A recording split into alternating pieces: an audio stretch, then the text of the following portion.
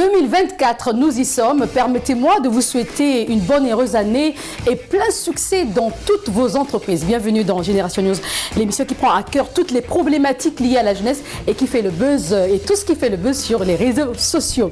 Alors pour ce premier numéro de l'année, nous allons parler des résolutions à prendre. C'est bien normal, il faut se fixer les objectifs et arriver à les atteindre. Mais je suis bien avec mes invités qui vont donner leur opinion. En seconde partie d'émission, toute autre chose, la transparence financière, eh bien, ça joue un rôle dans un couple ou encore entre les parents et les enfants ou encore entre collègues. On va en parler dans cette émission. Je suis avec mes invités déjà. Merci d'avoir répondu à l'invitation de Génération News, Chancel. Merci Sirmi, bonjour et merci pour l'invitation. À tes côtés, nous avons Nathan. Merci également à toi. Merci Sirmi. Je t'en prie. Je suis avec Fabre. Fabre, merci également à toi. Merci Sirmi. Et je finis avec Ibrahima. Merci d'avoir répondu à notre invitation. C'est moi qui vous remercie. Alors, je rappelle que tu es le président du CADE, tu es également entrepreneur, Fabre, et journaliste, étudiant en journalisme et communication, Chancel. Tu es également étudiante en communication. J'ai fini avec Nathan, qui est consultant en communication et marketing. Merci à vous d'être là. Nous parlons de justement ce qui concerne cette année, la nouvelle année. Il y a des résolutions à prendre. Je vais commencer par toi. Alors Chancel, dis-nous, quelles sont les résolutions que tu as déjà prises pour cette année 2024? Alors comme résolution pour cette année 2024, je me suis dit que j'allais beaucoup plus être à l'heure, dormir tôt, manger sain et vraiment avoir des relations vraiment saines et éviter toutes les relations qui peuvent être toxiques et qui peuvent ne pas être bénéfiques pour moi. Ça veut dire qu'en 2023, tu as eu des relations toxiques? Enfin, je n'irai pas jusqu'à ce point, mais je peux dire qu'au cours de 2023, j'ai eu des relations qui ne m'ont pas tellement bénéficié. Je me suis retrouvée à être la personne qui donne le plus, qui s'investit le plus. Et en 2024, je me suis dit que je ne pourrais que donner que ce que je reçois. D'accord, très bien. Et Nathan, quelles sont les résolutions que tu as prises? Alors, en termes de résolution personnelle, je veux dire, déjà, la première chose, c'est de rester focus. Focus sur la continuité de ce qui a été 2023, des projets personnels, tant aussi pour le foyer, parce que je ne suis pas seul, mais aussi, surtout, en ce qui concerne les relations, j'ai compris que la porte de la vie de quelqu'un, ce sont les types de relations qu'il entretient. Et donc aussi, il y a un travail important à faire sur moi-même et pour pouvoir viabiliser ces relations-là. Je pense que la somme de ces choses-là, plus le travail, ne peut que porter de bons résultats pour 2024. D'accord. Et pareil, je te poserai la même question, Fabre. Dis-nous quelles sont les résolutions que tu as prises. Tu peux nous dire, tu peux partager avec nous ce que tu as pris comme résolution. D'accord. Déjà, en 2023, je m'étais fixé un certain nombre d'objectifs. Certains ont vu le jour, ont pu être réalisés, tandis que d'autres, ce n'est pas le cas. Donc, ce qui va se passer, c'est quoi? C'est que ce que je n'ai pas pu réaliser en 2023, logiquement, je vais pouvoir les réaliser en 2024. Alors, je me suis aussi fixé un certain nombre d'objectifs, voilà. Du point de vue scolaire, voilà, multiplier davantage des expériences professionnelles. Et alors, voilà. je vais poser la question à Ibrahima peut-être autrement. Avant de commencer cette émission, Ibrahima disait déjà que c'est une continuité pour lui. Est-ce que déjà là, tu as des objectifs, on va dire en 2023, il y a eu des objectifs que tu as pu atteindre? Tout à fait. Déjà, merci Sirmi pour cette invitation concernant ce premier numéro de Génération News, comme vous le dites. Tout le temps et toujours, c'est l'émission qui fait le buzz et qui parle de ce qui fait le buzz. Je pense bien. Alors, pourquoi je disais que c'est une continuité? Ça y est, une nouvelle année, elle est juste marquée par des dates. La différence, c'est juste qu'on est le 31 décembre 2023 et qu'après, on passe au 1er janvier 2024. Et autant aussi, on est passé du 20 décembre 2023 au 21 décembre 2023. Donc, il n'y a pas de différence pour moi, en vérité. C'est tout simplement une question de motivation intérieure qui vient du plus profond de soi. On sait que c'est d'abord, moi je suis de ce qui pense, pour en venir là aux résolutions prometteuses pour une année prometteuse en 2024, que d'abord, le tout vient de sa personne, le tout vient de soi. Et enfin, à partir de soi, l'on construit, comme l'a dit mon cher ami, je pense Nathan, oui, sur la pente de ces relations-là, mais aussi au cœur de ce noyau, il y a ce qu'on appelle le plan de carrière, le plan de vie qu'il soit professionnel, qu'il soit relationnel. Chacun a donné son avis là-dessus, mais de façon générale, avant d'aborder l'année, est-ce qu'il ne faudrait pas justement revoir, réfléchir sur l'année passée, ce qui s'est passé, bien ou pas, justement pour aborder, avant d'aborder même... oui, Nathan veut réagir. Par rapport à cela, je pense qu'il faut réfléchir sur l'année qui est passée, mais je conseille, je préconise de le faire avec beaucoup de pincettes.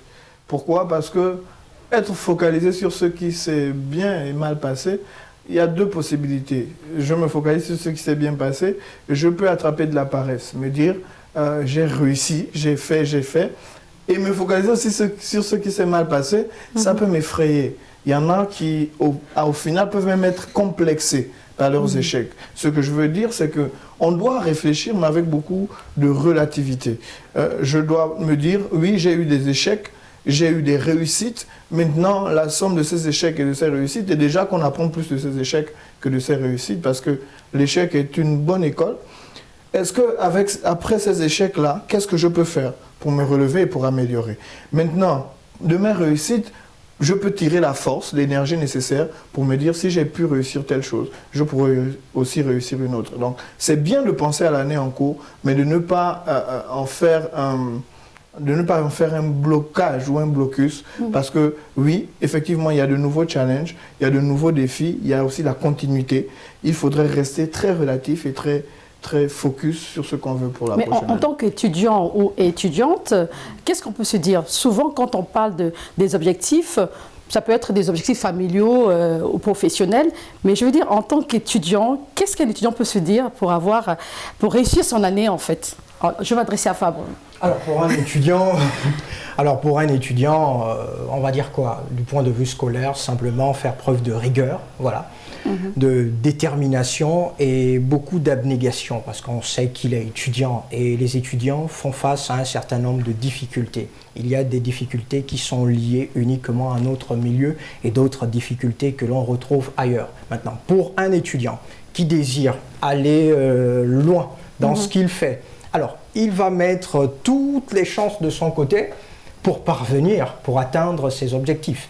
Si l'année dernière, je n'ai pas pu faire 2 ou 3 stages, l'année qui suit, logiquement, ça doit être un objectif pour moi de faire ces stages. Oui, effectivement, mais aussi question de relation, hein, c'est ce qu'elle disait tout à l'heure, en tant qu'étudiant ou étudiante, on peut aussi revoir ces relations, peut-être qu'ils nous ont pas, ces relations-là n'ont été un blocus pour cet étudiant-là d'avancer, et je suis d'accord avec toi, à un moment donné, comme tu disais tout à l'heure, on peut arrêter certaines relations qui peuvent nous empêcher à avancer, c'est bien cela. Je ne sais pas si, oui, tu veux réagir par rapport à ça? Et justement, pour ajouter à ce que Fab vient de dire, je pourrais dire que en tant qu'étudiant, on doit faire le maximum, on doit faire tout ce qui est en notre pouvoir pour être le meilleur dans notre domaine.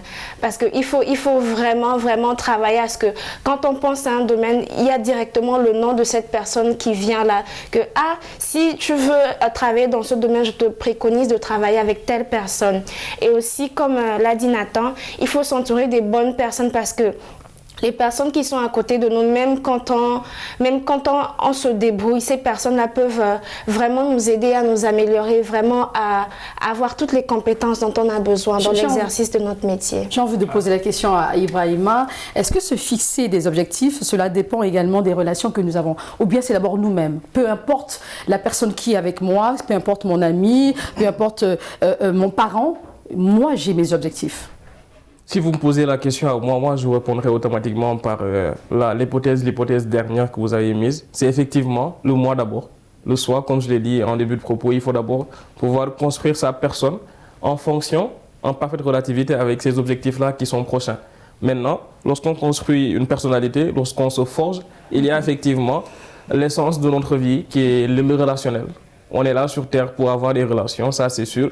Les gens sont ensemble, les gens sont ensemble au quotidien. Certains vont vous rejoindre, certains vont venir constater vos objectifs et dire effectivement qu'ils sont ces personnes-là qui vont vous apporter cette onde positive par rapport à ce qu'il faut faire au quotidien, alors que ça n'est pas le cas. Mais justement, dans le même sens, pour quelqu'un qui s'est fixé des objectifs, est-ce que cet aspect, l'aspect financier est quand même important, que ce soit un étudiant, un professionnel, peu importe. Est-ce que quelque part on peut se dire aussi, l'année dernière ça n'a pas marché parce que j'ai pas pu faire telle formation, il faut que j'épargne? Tout à fait. Ça, c'est une résolution, par contre. L'épargne est une résolution vraiment qui est l'une des plus sérieuses et des plus difficiles dans ce monde-là aussi, surtout lorsqu'on est étudiant. Et là, on ne peut pas donner la responsabilité à un ami peut-être qui n'a pas été à la hauteur. Est-ce que la responsabilité est partagée? Tu n'as pas pu gérer ton argent en 2023. C'est vrai qu'on a un sujet, on va parler de ce sujet en seconde partie d'émission, mais c'est quand même important. Oui, Nathan? Pour revenir à ce que disait Ibrahima tout à l'heure, je pense qu'au sujet des objectifs de soi, ou des objectifs personnels, ce sont mes objectifs qui fixent les relations que je vais tisser. Ce que je veux dire par là, c'est que si moi, je suis un étudiant, et là on revient dans le cadre des études, je suis un étudiant et que je veux atteindre des objectifs des moyennes de 15, de 16, je ne vais pas m'entourer de personnes qui m'emmènent dans la fête tous les jours. D'accord? Ce n'est pas parce que ce sont de mauvaises personnes, c'est leur style de vie, c'est ce qu'elles ont choisi de faire. Ça ne cadre pas avec mes objectifs. Moi, je veux être un étudiant sérieux, je veux prendre soin avant même d'étudier, de me reposer, prendre soin d'être à l'heure, prendre soin d'être un étudiant pragmatique, parce qu'il n'y a pas que le côté études. Dans la vie estudiantine, il y a la vie associative aussi. Ça veut dire que on peut être un excellent étudiant et être absent de l'école. C'est-à-dire, j'apprends bien, j'ai mes moyennes, mais par exemple, on ne me connaît pas dans la vie associative. Et c'est aussi un danger, parce que c'est la vie associative aussi qui vous révèle. Parce qu'aujourd'hui, dans le milieu professionnel, il ne suffit pas d'avoir des notes, il ne suffit pas d'avoir des compétences, on va dire. Il y a le savoir-vivre, il y a le savoir-être même derrière. Il y a une certaine compétence de management que je dois montrer en étant dans la vie associative. Maintenant, la vie associative, si ma communauté, par exemple, c'est la communauté, par exemple, d'Afrique centrale, oui. Et que ma communauté... Pour ne pas dire gabonaise, bon, je sais que tu es gabonais. Hein. ma communauté, c'est la fête, ce sont les grooves, ça ne cadre pas avec mes objectifs. Je dis non, je me retire. C'est pas que j'ai un problème avec la communauté, mais j'ai des objectifs. Mais de temps en temps, on peut y participer. Je peux être là, mais pas en faire une vie. C'est pas en faire, on va dire quoi, une compagnie. C'est ça le bon mot. Je vais pas en faire une compagnie parce que les mauvaises compagnies corrompent les bonnes mœurs. Oui, voilà. Peut-être, lui, tu veux réagir par rapport à ce que Nathan... Alors, c'est toujours pour aller dans le même sens. Hein. Par contre, moi, mes objectifs, je les fixe en fonction de ma vision. Parce que j'ai ma vision et je sais où je vais. Par conséquent, je dois m'entourer des personnes qui vont également où je vais. Donc, si je noue des relations avec des personnes, c'est bien parce que ces personnes-là et moi allons dans le même sens. Voilà. Mais ce que tu dis, c'est très important, la vision. Et quand on n'est pas visionnaire, est-ce qu'il faut il faut être avec des personnes visionnaires? Ibrahima. C'est une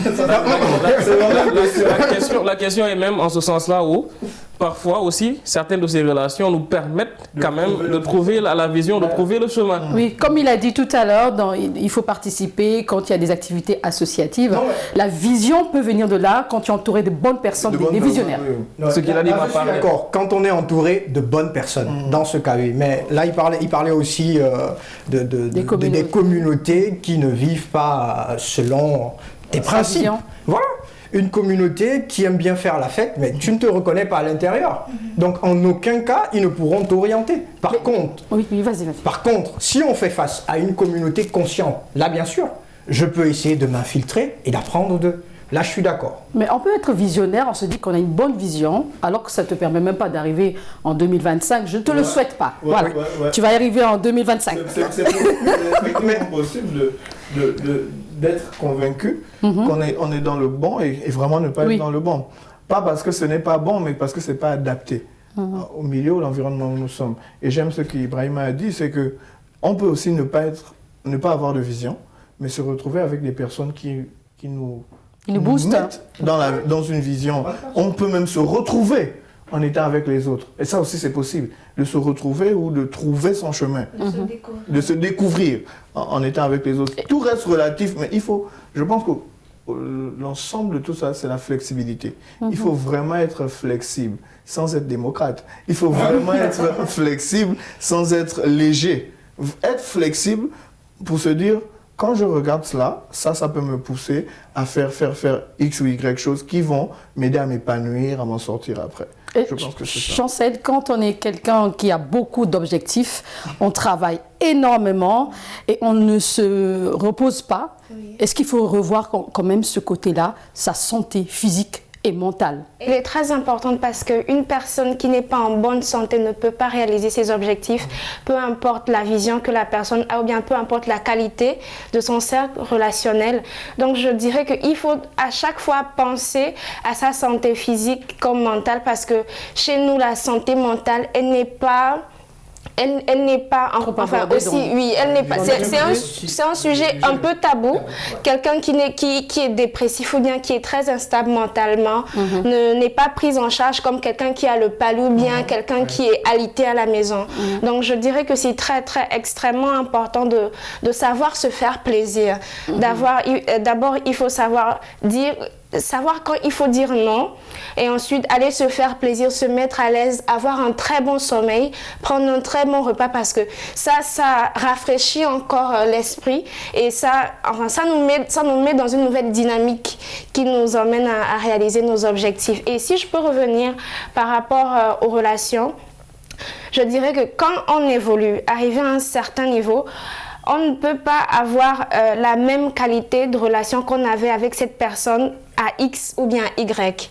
Peut-être en 2020, j'étais disons en première année et j'avais une certaine mentalité, mais juste après ma licence, je ne peux pas passer le temps que je passais avant avec les mêmes personnes parce que ma vision a changé, je suis dans une nouvelle dynamique et il faut vraiment que les gens comprennent ça parce que les gens vont se dire non, tu as fini tes études, tu n'as plus notre temps, on ne te voit plus, tu ne réponds plus aux appels.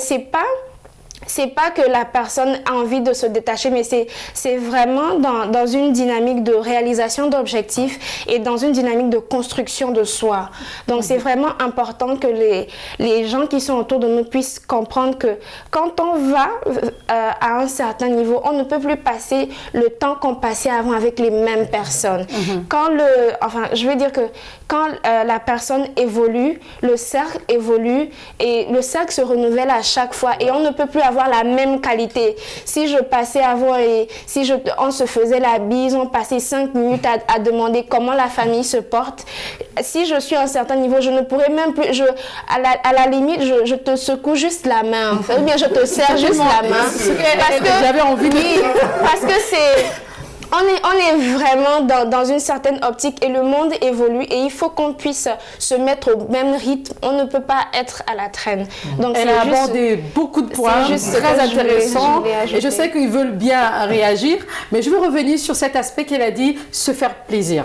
Parce que ce qui est vrai, on travaille beaucoup, en tout cas pour beaucoup de personnes, on a du mal à se faire plaisir.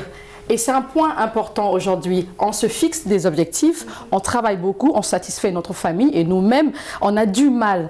Alors, ne penses-tu pas, Fabre, qu'il est temps aussi pour les jeunes de se faire plaisir, mais attendez, il y a quand même des limites, ça.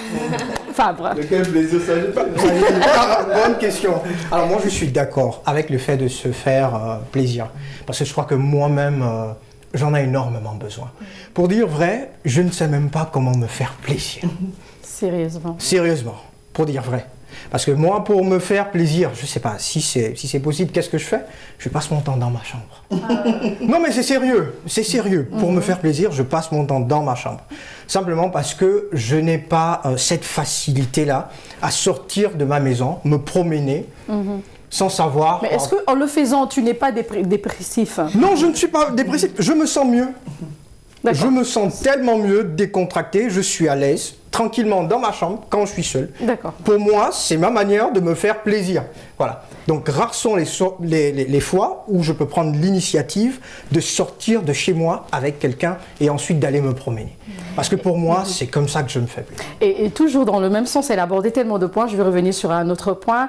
Quand on évolue, on enlève certaines personnes de notre cercle. Est-ce que c'est pas quand même risqué, c'est pas dangereux? On va se dire qu'on a changé de statut, donc je retire certaines personnes de mon cercle.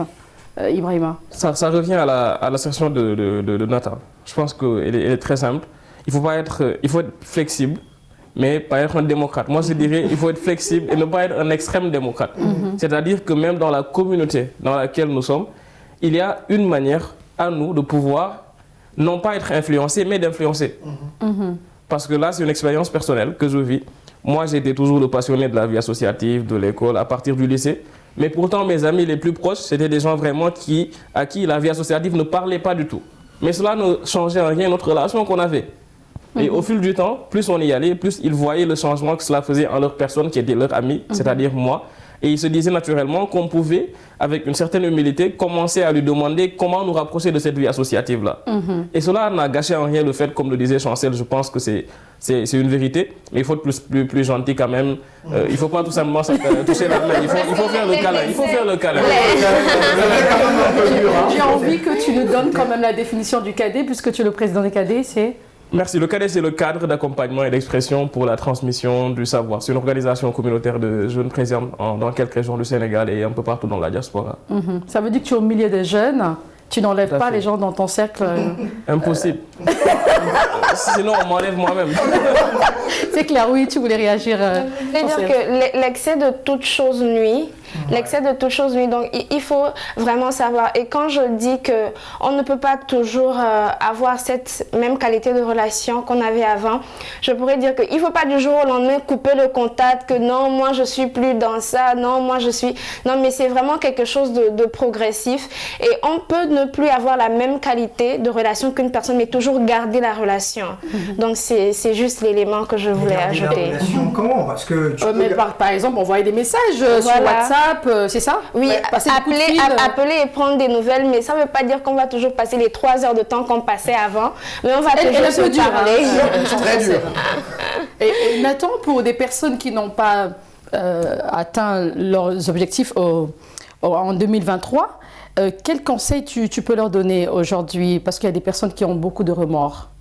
Ok, au niveau des objectifs manqués, il y a 2 possibilités. La première possibilité, c'est de chercher à savoir qu'est-ce qui n'a pas marché et de travailler dessus. La deuxième possibilité, c'est de chercher à savoir si c'est l'objectif qui n'est pas un problème. Parce que c'est aussi possible que l'objectif soit un problème. Donc, mesurer s'il ne faut pas le changer. Parce que, qu'est-ce que je veux dire par là? Il y a des objectifs qui vous en demandent trop.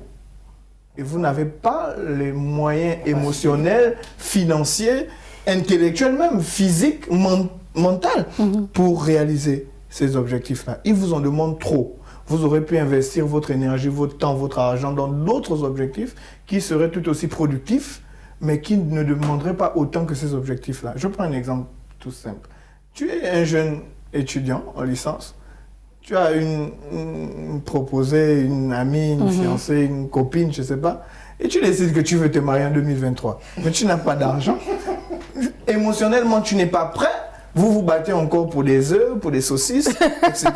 Mais à partir de quel moment tu penses au mariage à ce moment-là?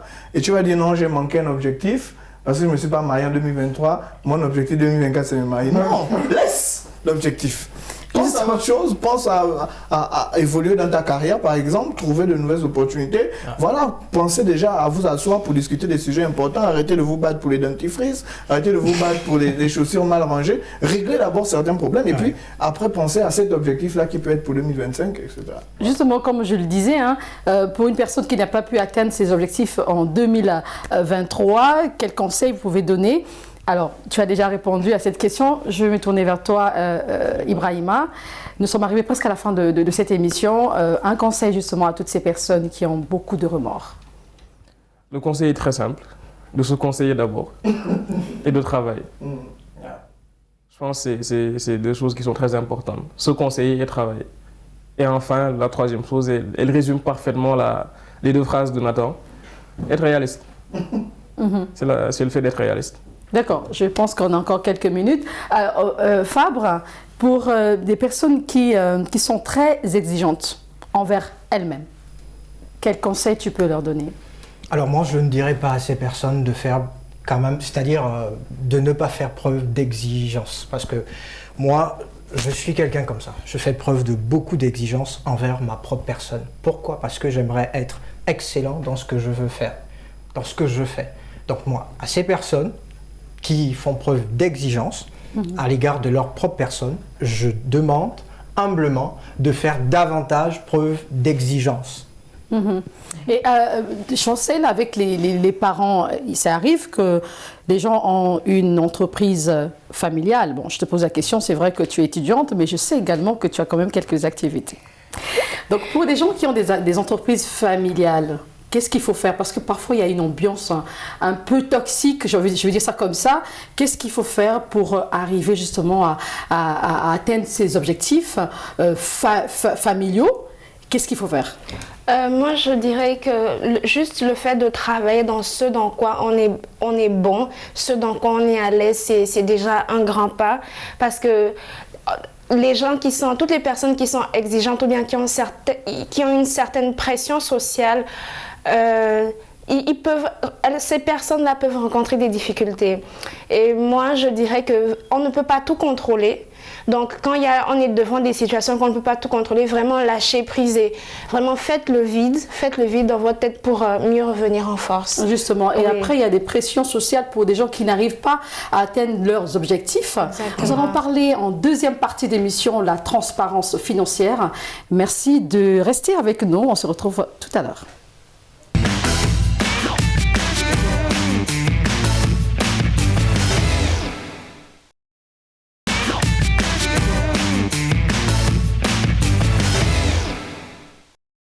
Bienvenue dans la seconde et dernière partie d'émission et nous allons parler de la transparence financière. Alors, elle est vague, c'est vrai qu'on ne va pas seulement parler des couples, mais également le rapport que nous avons avec l'argent. Ibrahima, dites-nous déjà, avant de parler des pressions sociales, tout ce qui concerne cette transparence, avant de rentrer même dans le vif du sujet, qu'est-ce que tu penses justement de l'argent, de la transparence financière? Voilà. Déjà, on est content de commencer un second thème qui parle au moins de l'argent. Il y a un vieux du quartier qui disait que parler de l'argent peut apporter de l'argent. En vérité, espérons qu'à la sortie, tout le monde aura de l'argent. Ça aussi, c'est très important. Je pense que c'est d'abord un rapport personnel. Effectivement, il y a une prédestinée qui est relative à la personnalité de tout un chacun, qui fait que certains sont des amoureux de l'argent, certains sont des férus de l'argent, certains aussi sont des épris de l'argent. Donc chacun a son degré, je pense, d'amour. Mais il n'y a pas un désamour peut-être particulier, sinon c'est des cas très très particuliers avec l'argent. Je pense que chacun aime l'argent, mais c'est à un degré. Maintenant, ce degré d'amour-là, souvent, peut aussi influencer, je pense, cette transparence qu'il peut y avoir de manière financière avec les gens avec qui nous sommes. Même s'il y a je pense qu'il y a des limites souvent qu'il faut jamais toucher lorsqu'on parle d'argent. Mais sa puissance, lui, l'argent, elle est tellement forte, elle est tellement puissante que je pense que c'est ce seul truc-là au monde, cette seule chose-là au monde qui peut nous amener, nous pousser à pouvoir braver des limites, même qu'on ne savait pas franchir. Très bien. Alors, la transparence financière, hein, il y a des avantages, peut-être vous me direz aussi, il y a des inconvénients. Avant même de parler de cette transparence financière, il y a aussi le rapport émotionnel ou comportemental. Hein, Fabre, tu nous diras, toi, comment tu trouves justement cet aspect de transparence financière? Est-ce que d'abord, il faut parler de ce rapport émotionnel ou pas? Alors déjà, parler de transparence financière peut être perçu comme un sujet tabou. Ça, c'est chez certains. Voilà. Maintenant, en ce qui concerne le rapport émotionnel, il y a des personnes qui sont tellement ou extrêmement sensibles à de l'argent, à un tel point où ils ne veulent même pas entendre parler. Surtout pas lorsqu'il s'agit de leurs finances. Donc, à ce moment, on pourrait se poser un certain nombre de questions. Par exemple, est-ce une éducation inculquée au sein de la famille ou un comportement développé au fil du temps ou encore des années? Le rapport que nous avons justement, Nathan, j'aimerais bien que tu puisses réagir. Qu'est-ce qu'il faut faire justement quand tu vis avec une personne qui est très sensible, comme il disait tout à l'heure, à l'argent? Est-ce que tu vas lui accorder quand même une seconde chance ou du temps? Tu seras avec cette personne. Dans le temps, tu sauras honnêtement que cette personne pourra changer. Ok, merci Sirmi. Il y a deux possibilités dans ce genre de cas.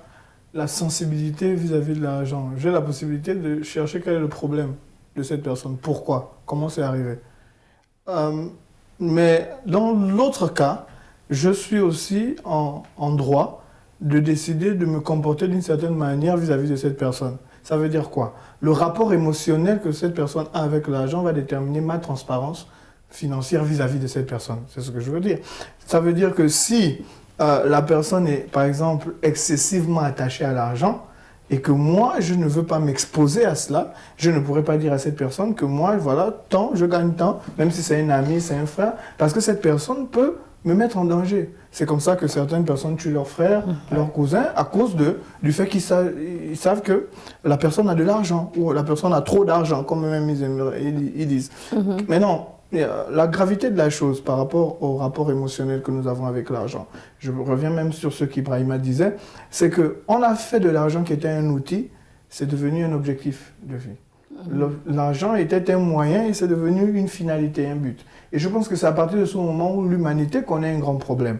Je pense même que lorsqu'on dit que l'argent est la racine de tous les maux, non, en fait, c'est pas l'argent, mais c'est le degré d'amour que les gens ont pour l'argent qui devient un problème. Parce que l'argent est vraiment un moyen pour acquérir un téléviseur, pour acquérir des biens et des services. Pour voyager. Pour me faire plaisir. On a parlé des plaisirs tout à l'heure, pour mettre bien ma famille. Mais on remarque dans l'attitude des gens, en général, surtout les femmes, que l'argent devient... S'il te plaît, Chancel, est juste à ton côté là. Désolé, que l'argent devient finalement une finalité ou un but pour certains. Et c'est là où ça devient très grave et qu'on a d'autres dérives qui viennent avec cela. Oui, Chancel, tout à l'heure, disait surtout les femmes. J'espère que tu vas défendre les femmes sur ce plateau. Qu'est-ce que tu en penses justement? Il y a beaucoup de facteurs sous-jacents qui montrent justement que cette personne est très sensible à l'argent. Est-ce que vraiment c'est que les femmes? Bon, il disait surtout. Enfin, surtout. Heureusement qu'il y a le surtout parce qu'on ne peut pas généraliser non plus. Toutes les femmes ne sont pas pareilles et des fois, il y a des hommes qui aiment l'argent encore plus que les femmes. Donc, c'est le surtout à sa place dans sa phrase. Et moi, je dirais que pour lutter contre cela, il faut vraiment communiquer et comme l'a dit Nathan, il faut essayer de trouver la source du problème. Peut-être que c'est l'enfance de la personne, des gens qui, dans leur enfance, n'ont pas eu, enfin, ce dont elles... n'ont pas eu ce qu'elles ont voulu quand elles étaient enfants. En grandissant, il y a ce désir-là qu'on a du mal, par oui. exemple. En effet, oui. Ils ont été privés de quelque chose. Ces personnes-là ont ce désir qu'on ne peut pas... dont elles ne peuvent pas se départir. Donc, il faut vraiment trouver la source du problème et essayer de communiquer avec cette personne-là pour essayer de se mettre à sa place et comprendre de la manière dont cette personne la comprend pour l'amener peu à peu à éclaircir les choses par rapport à l'argent. Ça veut dire que l'argent révèle notre personnalité. Oui. Hein? Si on est dépensier ou dépensière, avare ou économe, ou encore généreux ou généreuse, et Ibrahima, ça révèle notre personnalité. Mais, bien sûr. Je pense que c'est un moment où il faut voir quand la personne a l'argent d'abord. Ça, c'est la condition parfaite pour voir, je pense, comme le dit Nathan, il le répète avec moi, le degré d'amour. Le degré d'amour. Certains, juste le fait de donner. On parle de la transparence, ok, mais le fait de donner, le don est un acte qu'on pose aussi qui peut parfois conditionner la manière d'être transparent par rapport à une personne. Ouais. On peut avoir un ami qu'on sait qui est dans des difficultés, alors être bien plus aisé que lui. Mais au fond, on sait que cette personne-là aussi, quand même, c'est une personne qui sait abuser de la gentillesse. Donc, quand il sait que toi, tu as l'argent avec toi, il va te demander, il va t'user même en réalité. Oui. Donc, à un moment, il faudra peut-être même, entre guillemets, dire à cette personne, écoute, boy, ces temps-ci, ça ne va pas, les finances ne vont pas vraiment, ça, c'est pas trop le cas. Très bien. Venons-en, hein, on va parler donc de la transparence financière. Mais est-il approprié de discuter sur des questions financières entre amis, par exemple, entre collègues, Fabre? Alors moi, je peux me permettre de discuter des questions financières, mais sous un certain nombre de conditions. Voilà. Parce que même entre collègues, c'est pas parce qu'on travaille dans la même structure que je dois à tout prix faire preuve de clarté en ce qui concerne mes revenus financiers. Non, c'est pas du tout le cas. Mais par contre, je peux donner un certain, on va dire, des marges On peut parler des finances, je peux te donner des marges, histoire que tu aies une idée, mais pas une idée exacte de ce que moi, je perçois, par exemple, chaque fin du mois. Donc alors, ça, si je suis ce que tu dis, mais si, par exemple, vous êtes justement des collègues, on va prendre cet exemple-là, est-ce qu'on est obligé justement d'en parler? Non. Là, est-ce que ça ne pose pas problème? Un collègue qui te pose des questions sur tes revenus, il y a un souci. Est-ce que vous êtes amis ou pas? Non, si un collègue me pose une question, je crois que la première des choses, c'est de chercher la raison pour laquelle il me pose une telle question. Parce qu'il pourrait avoir de mauvaises intentions. Voilà un peu. Nous sommes dans une société, on connaît les rivalités qui existent au sein même des structures. Qu'est-ce qui ne me fait pas dire qu'il aimerait essayer de faire une comparaison et de voir notre responsable afin de peut-être demander une augmentation par rapport à mes revenus? Ça aussi, c'est une question. Donc, un collègue avec qui je n'entretiens aucune relation assez intime, je ne peux en aucun cas lui donner des informations concernant mes revenus. D'accord. Nathan, une relation amicale, est-ce que justement il faut être transparent ou transparente? Ok, il a évoqué un mot important, intime. On peut être des amis et ne pas être des amis intimes. Qu'est-ce que je veux dire? Je reviens sur le cas d'Ibrahima. C'est mon ami, il a des difficultés financières, je suis plus aisé que lui. Je peux l'aider sans lui dire, voilà, je peux l'aider sans lui dire que, voilà, je suis là en possession de 2 millions. Je vais aider la personne parce que la personne a des besoins, mais pas dire quelle est ma situation. Parce que déjà, je sais que la personne a un problème avec l'argent, un problème avec son rapport avec l'argent. Et même si la personne n'a pas de problème. Et même si la personne n'a pas de problème, si nous ne sommes pas intimes, je n'ai rien à lui dire à ce sujet. Voilà, donc c'est quand même quelque chose d'assez sensible. Parce que, effectivement, la transparence financière attire des jalousies. Et il y a beaucoup de personnes qui sont mortes à cause de leur transparence par rapport à leurs amis, les femmes, excusez-moi. Mais Nathan, je ne sais pas si tu as un problème avec les femmes, un exemple parmi tant d'autres, mais tu peux aussi prendre un exemple d'un homme. Les femmes, pourquoi? Parce que chez vous aussi, il y a beaucoup de jalousie. Mon ami a un ami qui s'occupe bien d'elle. Oh, mon ami il m'a acheté une voiture, mon ami m'a offert 1 million, mon cadeau de Noël c'était 2 millions. Elle vient raconter cela à son groupe Le Père. Et après, les jalousies naissent. Il y en a qui se sont retrouvés empoisonnés comme ça. Exactement. Il y en a qui se sont retrouvés, les copines vont vers ton ami pour devenir leur ami. Donc, beaucoup de choses naissent parce que toi, tu as voulu être transparente, trop amicale, trop intime avec des personnes dont tu ne connais pas les cœurs. Donc, il y a beaucoup de choses. La transparence financière, elle est très bien, mais on ne la tourne pas vers n'importe qui. Et dans le milieu familial, justement, il y a des attentes financières quand, par exemple, un frère... un jeune frère gagne mieux que son aîné. Il y a aussi des attentes du côté de l'aîné et quelque part il y a une pression sociale. Chancel, qu'est-ce qu'il faut faire en ce moment-là pour un jeune qui est moins âgé que son aîné? Il travaille, il a son argent, mais après c'est lui qui doit tout faire à la maison. Quelque part il y aura aussi une jalousie, comme disait Nathan. Moi, je pense que la solution à ce problème, c'est la conscience de responsabilité de tous les membres de la famille et aussi la maturité. La maturité, parce que si je suis la plus jeune, mais que je gagne plus que mes aînés, il faut que je connaisse ma place. Et aussi, il ne faut pas que je puisse montrer aux aînés que c'est moi qui ai trop de l'argent, parce que ça attire les rivalités, ça attire les jalousies et ce sont des mots qu'on attire vers soi gratuitement.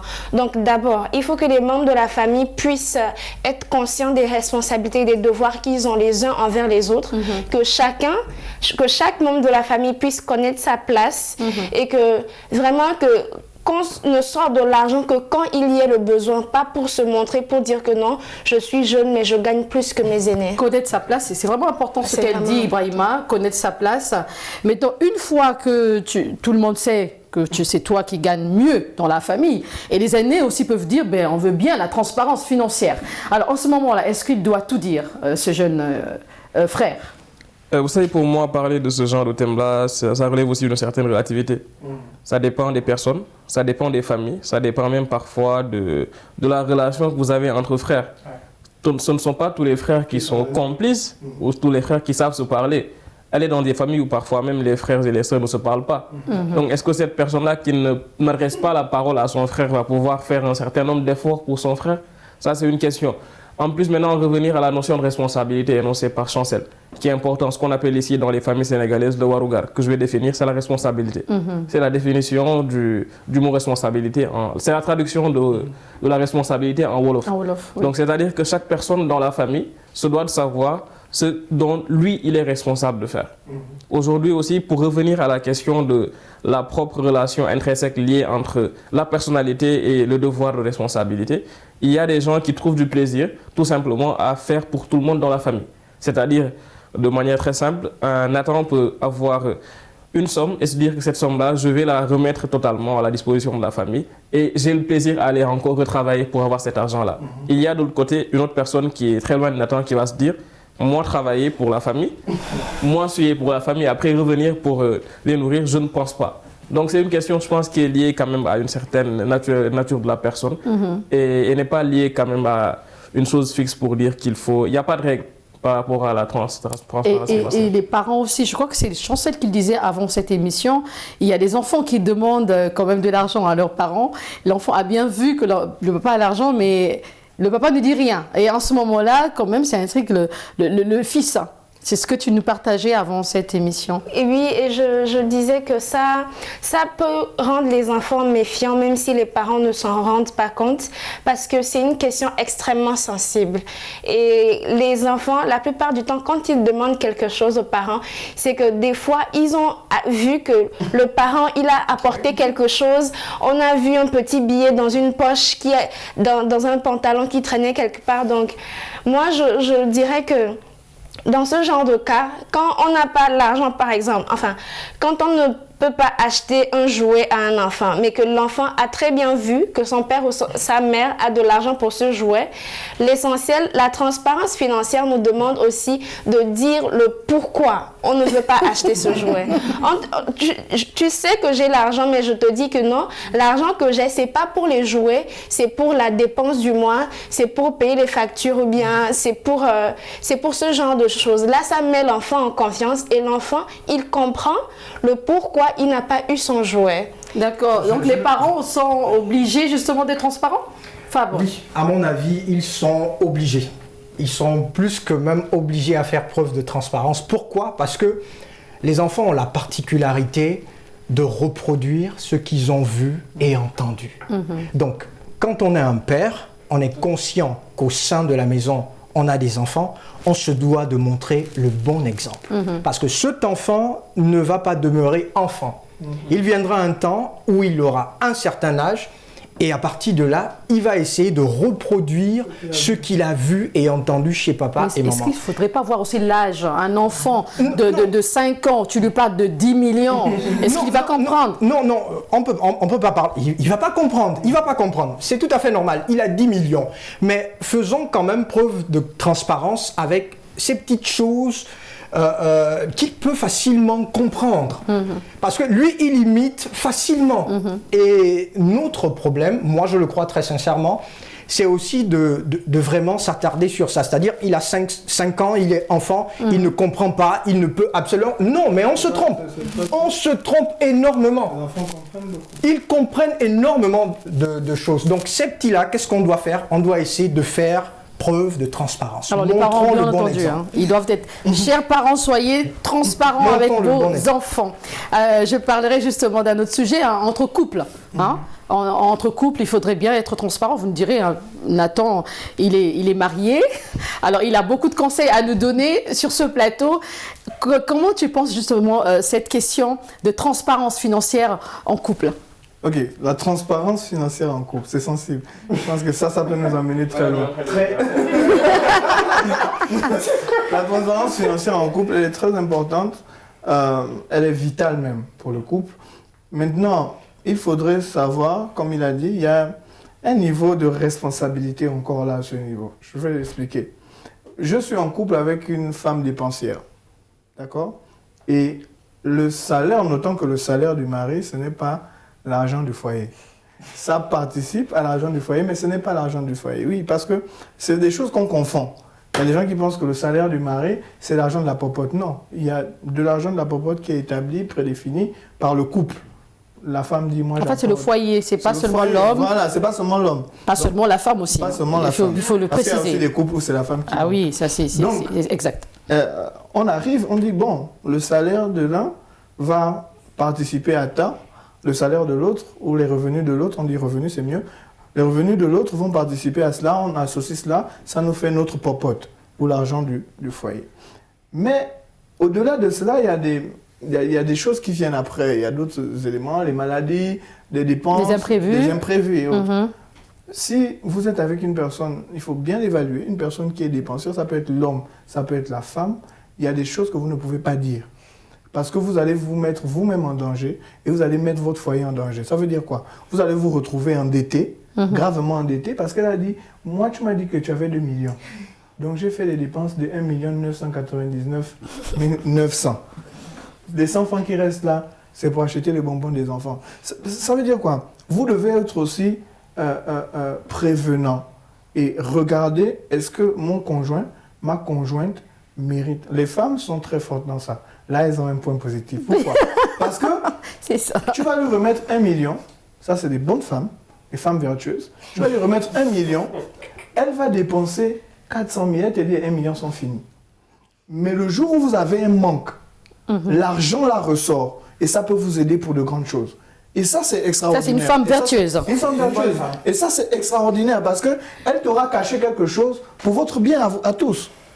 Vous voyez un peu? Donc, c'est aussi vice-versa. Tu dis à ta femme, oh, j'avais 1 million, mais les 1 million sont terminés. Mais tu sais qu'il y a autre chose. Le jour où il y a des besoins, vous aidez. Ce que je veux dire, c'est que la transparence aussi doit être relative.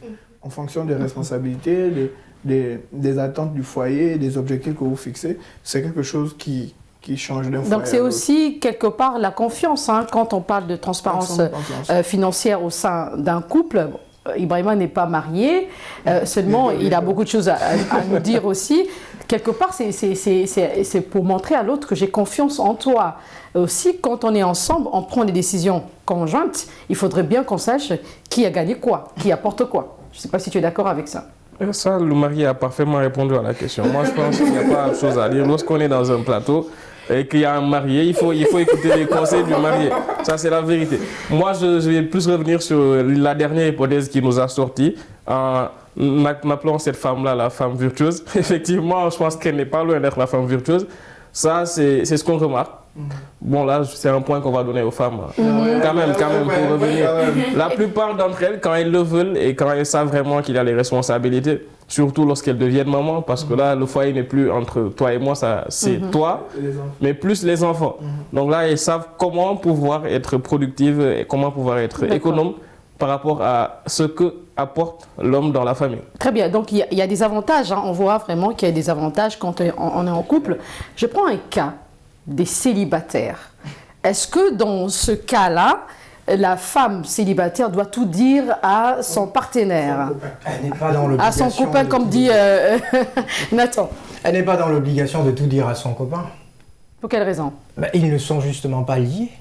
Donc moi, je suis célibataire, parce que c'est mon cas actuellement. Pour quelle raison je ferai preuve de transparence à l'égard de quelqu'un avec qui on n'a quasiment aucune liaison?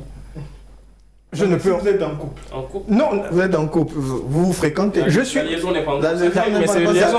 Mais c'est une liaison. Vous êtes en couple. Justement, vous n'êtes pas marié légalement. Bon, il faut l'écouter aussi parce qu'il a son point de vue.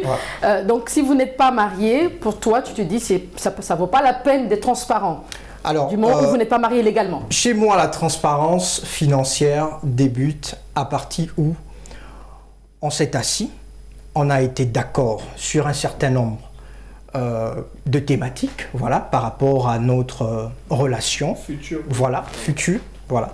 On a été d'accord, et une fois on est d'accord, je suis sûr, convaincu, que c'est avec toi que je vais faire ma vie. Tu es également sûr. À ce moment, je peux faire preuve de transparence financière. D'accord. Alors, on va terminer quand même cette émission. J'ai besoin d'écouter cette dame qui est assise Alors, qu'en penses-tu justement pour une jeune fille qui n'est pas mariée? Est-ce que pour toi, aujourd'hui, tu peux tout dire à ton partenaire ou pas? Il faudrait attendre le mariage? Ou à quel moment aussi il faut parler de transparence financière? Je suis d'avis, d'une part, avec ce que vient de dire Fabre, parce que quand on n'a pas un truc officiel, c'est un danger d'être transparent sur les finances, parce que on ne connaît pas le lendemain et on ne sait pas où cette personne peut me mener. Ce n'est pas parce que j'ai commencé à fréquenter tel que je peux lui dire tout sur mes finances, parce que déjà, de prime abord, dans une relation qui n'est pas amoureuse, les finances sont un sujet extrêmement délicat. C'est tellement sensible que pour moi, c'est un danger de faire preuve de transparence financière avec quelqu'un avec qui on n'est pas engagé officiellement. Très bien, on a bien compris, hein. C'est très risqué. C'est risqué. C'est bien cela, mais Oui, quand on est marié, c'est un élément important. C'est la fin de cette émission. Merci à vous, merci à Ibrahima, merci à Fabre, également Chancel et Nathan. C'était un réel plaisir de vous avoir sur ce plateau. On se retrouve très bientôt et très bonne et heureuse année 2024. Merci à vous d'avoir suivi cette émission. On se retrouve très bientôt sur Média et prenez soin de vous.